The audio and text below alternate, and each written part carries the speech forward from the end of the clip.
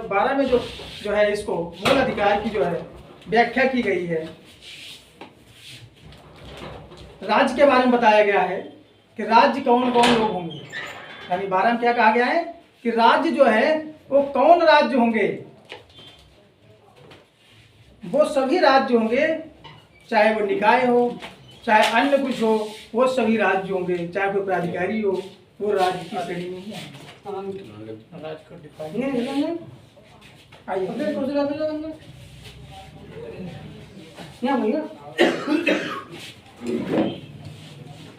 13 की तरफ चलते हैं। 13 क्या है? 13 को आप लोग सबसे बेस्ट है। 13 बहुत महत्वपूर्ण है। 13 पर हर व्यक्ति को पता होना 13 क्या कहता है कि अगर 13 को आपने कायदे से अगर समझ लिया तो ये मेरा मानना है कि 13 को समझने के बाद आप सब कुछ भूल जाएंगे। 13 में स्पष्ट कहा गया है कि भारत में संविधान लागू होने से ठीक पहले, जब संविधान लागू नहीं होता 1950 से पहले, जितनी भी विधियां थी, जितने भी कानून थे, वो सारे कानून शून्य घोषित किए जाते हैं।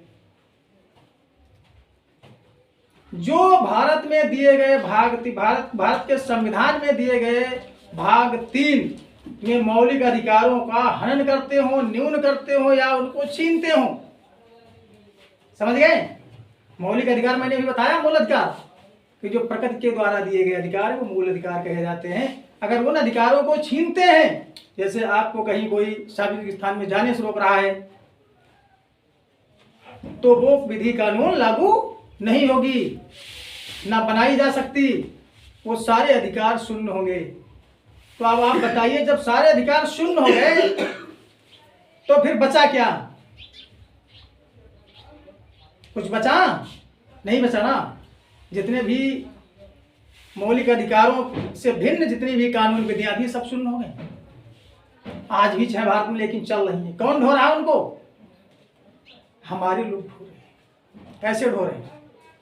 हिंदू धर्म उसी समय खत्म कर दिया था बाबा साहब ने, क्योंकि हिंदू धर्म में वो सारी कुरीतियां थी, इसलिए उन्होंने स्पष्ट कह दिया था कि 13 में ही कह दिया कि भारत का संविधान लागू होने से पहले जितनी भी वो कुरीतियों वाली विधियां थी, जिसमें मनुष्य को एक समान नहीं समझता था, विषमता थी, छुआछूत थी, जात व्यवस्था थी, उस विधि को वहीं पर समाप्त कर दिया गया। लेकिन क्या आज समाप्त है? नहीं है। क्यों नहीं है?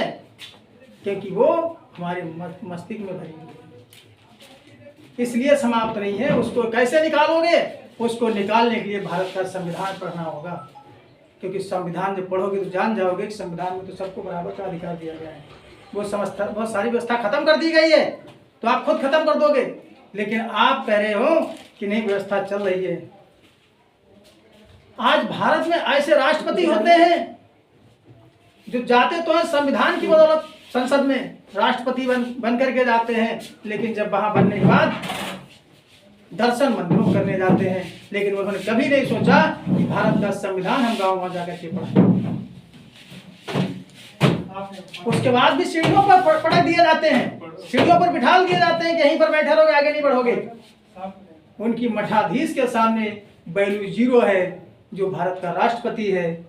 मुझे बड़ा दुख भी होता है और बहुत हंसी आती है ऐसे लोगों पर कि ऐसे लोगों को राष्ट्रपति पद को, जो गरिमामय पद है, उसको जो बेइज्जत कर रहे हैं, ऐसे लोगों को तो भारत में रहना भी नहीं चाहिए। ये विद्वान होने के बाद अपनी बेइज्जती करा रहे हो, देश की बेइज्जती करा रहे हो, उस पद की बेइज्जती करा रहे हैं। तो साथियों, ये सब क्या है कि वो लोग मानसिक गुलाम हैं। तो हमें अब मानसिक गुलाम नहीं बनना है। तो 13 की बात मैंने बताई कि 13 में वो व्यवस्था की गई है कि संविधान लागू होने से पहले पूर्व की सारी विधियां शून्य कर दी गई, यदि वो भारत के संविधान में दिए गए भाग 3 में मौलिक अधिकारों को छीनती हैं या न्यून करती हैं या कम करती हैं। समझ गए? 14 में क्या कहा गया है? 14 को समझना है। 14 में कहा गया समता का अधिकार। समता कैसी होनी चाहिए? समता कैसी होगी? विधि के समान समता, कानून की दृष्टि में सभी लोग एक समान हैं। कानून की निगाह में सभी लोग एक समान होने चाहिए। ये 14 में कहा गया है कि ये नहीं है कि एक आ गया है पैसे वाला तो वो अब कोई अधिकारी बैठा है तो सबसे पहले वो उसकी सुने।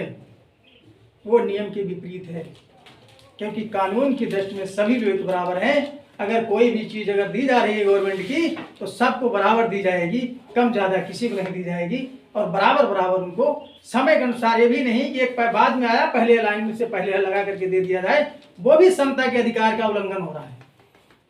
लाइन से ही सबको मिलेगी, नंबर वाइज मिलेगी, ठीक है, ये समता का अधिकार है। लेकिन क्या ऐसा हो रहा है? उस पर हम लोग अंकुश लगा पा रहे हैं? क्योंकि मुझे जानकारी नहीं है। अगर हम वहां पर भिड़ जाएं कि कानून की दृष्टि में सभी लोग एक समान हैं, जो व्यक्ति साइड में खड़ा है इसको लाइन में खड़ा किया जाए, अगर नहीं खड़े करते तो इसको जब तक वो चीज ना दे तो लाइन लगी रहे, लाइन खत्म होने के बाद उसको मौका दिया जाए, वो व्यक्ति भी लाइन में लगे, चाहे क्यों ना वो विधायक हो। लेकिन मुझे जानकारी नहीं है कि मेरे समता के अधिकार का उल्लंघन हो रहा है, तभी तो हम लाइन में उसको हटाएंगे ना। तो इसलिए समता व्यवस्था की गई 14 में विधि के समान समता, सभी विधि की दृष्टि में यानी कानून की दृष्टि में सभी लोग एक समान होंगे।